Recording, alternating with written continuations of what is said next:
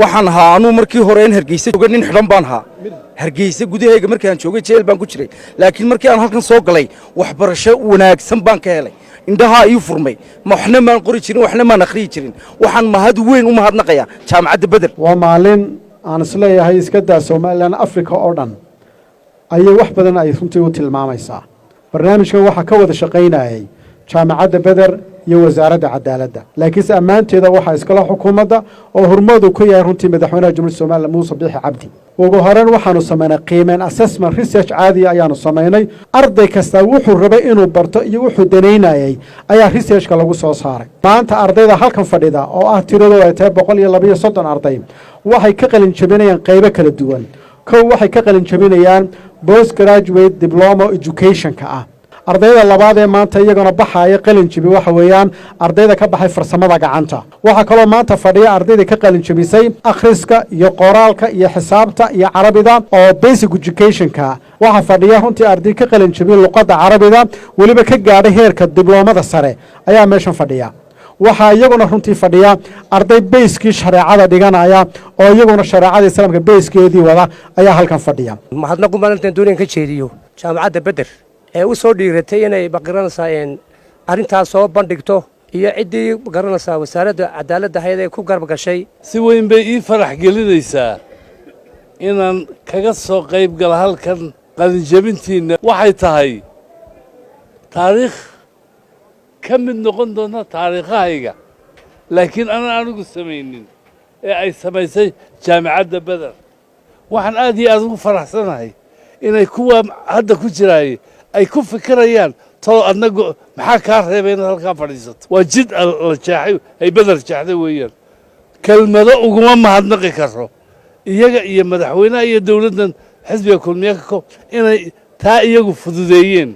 waxaan aad ugu mahad celinayaa barnaamijkan ciddii hormuudku ahayd wasaaradda cadaaladda Jamhuuriyadda Soomaaliland jaamacadda Badar oo nagala joogo gudoomiyihii jaamacadda Badar Mubaarig wuxuu jaamacadaha kale ee dalka uga dheereeyay waa nin garyaqaana waa nin sharciga bartay sababtaas kaliftay inuu hormuud u noqdo baahda cadaaladda ama jaska ama dadka maxaabiista ee dhaqan celinta lagu sameeyo inuu hormuud ka noqdo waxa ilaahay mahadii idina ina maanta idinkoo jeel ku jira ina fursad u hesheen oo waliba xaq ah maanta hadda tacliin hesheen ilaahay mahadii idinkuna inay dadaashaan ayaa meesha ku jirta mahadnaqan waxaan u horeysiinayaa ardayda qalin jabinaysa ee gartay inay fursadooda ka faa'iideystaan degsimooyin intaasoo tira oo iskuul ahayn baan maalin walba sheegnaa oo niyadeeda ay ku jirto inaan iskuul ka dhisno sanadkan imika dhamaanaya waxaan dhisnay 100 iskuul waxa hadaba aanu ku darsanaynaa markii hore noogu jirin xarumaha toosinta marka taliye iyo wasiirkiiba waxaan leenahay xarun kasta dhul una siiyeedu ma dhul hadaan sii kari weedaan oo tiraadaan fooqan ka dul dhisa iskuul jaamacad lagu dhigto tafsiirka lagu dhigto wax walba lagu dhigto buugaagta macallimiin xitaa inaanu keenno Badar baynu u hogaaminaysay Badarna ay horseedka ay noo ahaato waa maalin farxadeed maalin qiimo badan weeye maalin aanu kala soo qayb galay waa naga mid ah oo runtii sabab kasta ku soo galaan ha jirtee qadar ilaahay ku yimi xabsigan Hargeysa oo maanta ka qalin jabinaya waxbarasho kala duwan oo sala soo sheegay qaatay heerka koobaad jaamacadda iyo heer labaad jaamacadda qaatay qaarkoodna waxbarashada asaasiga ahayd iyo diinta iyo quraanka iyo carabiga ay barteen waxaan dhammaan ugu horeyn ugu hambalyeynaya shahaadadaha ay qaadan doonaan iyo farxadda aan la wadaagayno waan ugu hambalyeynayna waa maalin taariikhiya waa maalin weyn waa maalin qiimo leh waa maalin aan hore inoo soo marin oo aan ka dhicin dalka Soomaaliland intuu dawladda ahaa ama aan ka dhicin dawladaha Afrika in 132 maxbuus oo heer kasta oo jaamacadeed isugu jira ay qalin jabiyaan hambalyo baan idin leeyahay waxaan u mahad celinayaa jaamacadda Badar oo ugu horeeyo gudoomiyaha jaamacadda Badar Mubaarig Axmed Aar waxaan wasaarad ahaan ballan qaadaynaa waxbarashadan socota ee aynu maanta ka qalin jabinayno inay sii socon doonto iyo in aanu gaarsiino dhammaan jeelasha dalka waxaanu iyaduna ballan qaadaynaa intiina wax baratay iyo intiina dhaqankeedu hagaagay iyo intiina shuyuukhda noqotay iyo inta quraanka xafidayba inaanu u doodno wasaaradda cadaalad ahaan madaxweynaha ka barino u sheegno hor dhigno in la cafiyay in alla intii dhaqankoodu hagaagay fariinta maanta halkan aan ka gudbinayaa waxa weeye cid kasta oo ummadda Soomaaliland oo aaminsanayd jeelka in ciqaabi ka jirto in xuquuq darro ka jirto inuu jeelku meel lagu silciyay yahay inay halkan ka daawadaan indhahoodu arkaan jeelku inuu yahay meel wax lagu barto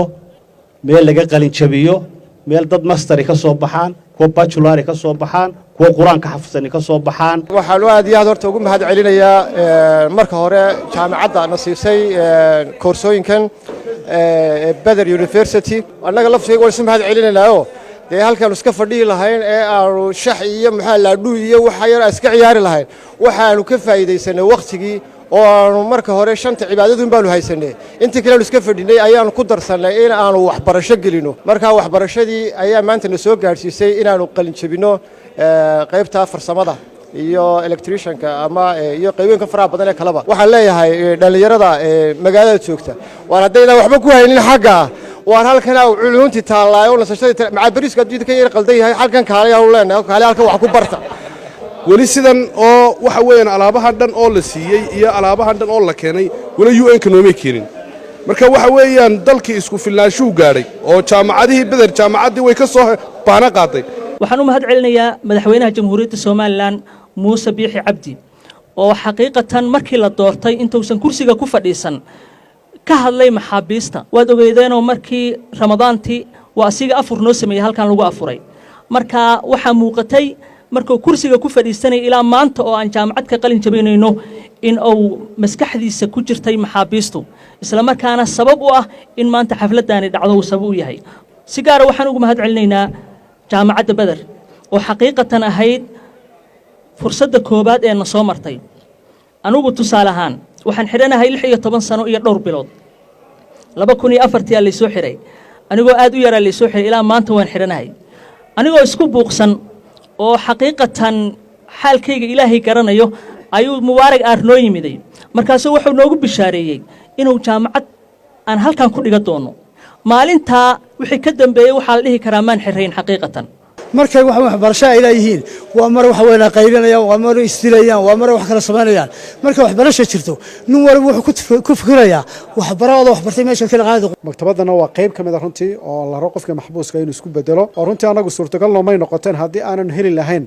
taakuleynta iyo caawinta muxuu ahaayay in wasaaradda cadaaladda